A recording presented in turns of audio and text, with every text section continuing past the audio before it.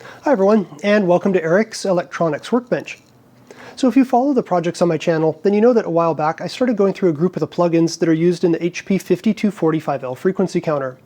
So I started out by having the plugins stacked up on top of the frequency counter. I just picked one at random, started the troubleshooting and repairs on it, and then in the weeks that have followed, I've just been picking the plugins at random from that group and servicing them, troubleshooting, calibrating, whatever it took to make the plugins work the way they were supposed to.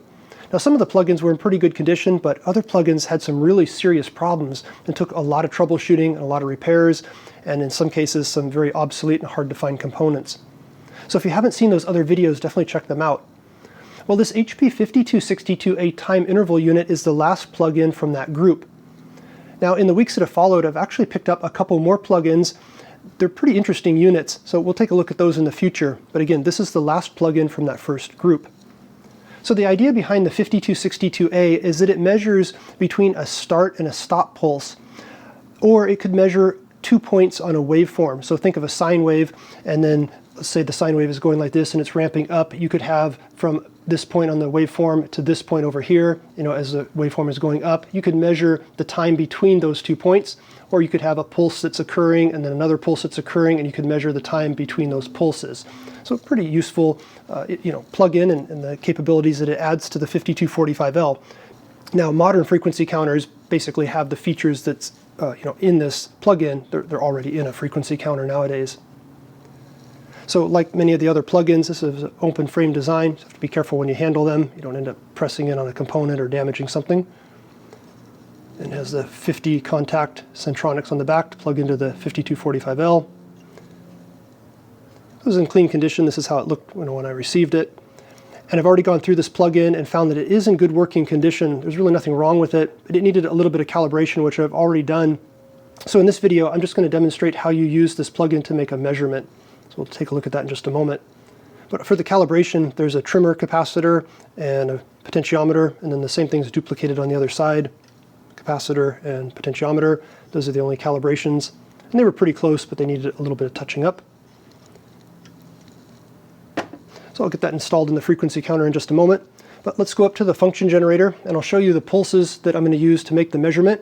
And we'll take a look at them on the oscilloscope and also on a newer frequency counter. Everything I have around here is vintage for that matter, but it's a newer version HP frequency counter. And it can make a measurement like this does, just built right in.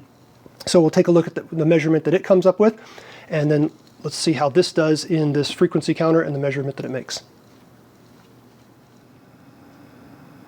All right, so I'm going to use the 5262A time interval unit to measure the delay between two pulses. This is a common use of the 5262A. So to generate the pulses, I have my function generator set to the pulse mode. The frequency is 1 kilohertz, high level is 2 volts, that's the amplitude of the pulse. Low level is 0 volts, that's just ground reference. Duty cycle is 10%, so it's not a very wide pulse. It says the rise edge is 8.4 nanoseconds, that's fine, it's just a very rapid rise. The delay is 0 seconds because this is on channel 1, so this is the reference. Now if I go over here to channel 2, everything's exactly the same for the pulse, except the delay is 50 microseconds. So a pretty short delay between channel 1 and channel 2. It just means that channel 2's output is being delayed by 50 microseconds versus channel 1. All right, so let's go over to the oscilloscope, and you can just see a visual representation of what's going on here. All right, so on the oscilloscope, channel 1 is the green trace and channel 2 is the blue trace. And it's very obvious that channel 2 is delayed versus channel 1. And you can see that on the sweep time, it's 50 microseconds per division, and it's exactly one division between where channel 1 starts and then channel 2 starts. So obviously channel 2 is being delayed by the amount that was set on the function generator. So you can see on the HP 5334B frequency counter, it's also showing the measurement as 50 microseconds for the delay between A and B. So on a frequency counter like this, or any modern frequency counter, it's just the press of a button, time interval A to B, and it comes up with that measurement. So now let's see how our 60-year-old 5262A plugin makes this measurement. All right, so the function generator's channel 1 output is connected to the start input of the 5262A, and then the delayed channel 2 is connected to the stop input. So this is on plug-in, time base is on the fastest setting, so we have a meaningful display. I change this, it moves the decimal point and the units of measure around. And then the function is on remote or time interval. So over here, this switch is on separate because we have two separate pulses and two separate signals that we're trying to measure. If this is set to common, then electrically these are tied together, and you would use common if you had one waveform, just one signal that you were trying to measure 2 points on that waveform, but in this case we do have two separate signals. And the remote setting is for remote control. We're not using that. All right, so let's make some adjustments here. By the way, the slope control, these red knobs, are both on positive, and it's important that the slope be set correctly because, as I'll show you in a moment, you can get very different readings if these aren't set properly. So I'll change the multiplier. It might be hard to see on the camera, but that's 0.3 right there. Same thing over there, go to 0.3, give it some increase here. And there we go, check it out, 50 microseconds.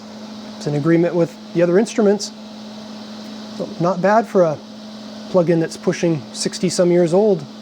Still works as well as the day it left the factory.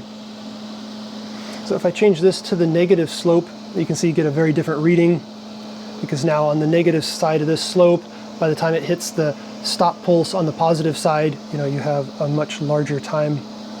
Now if I make both of them negative, it's back to 50 microseconds.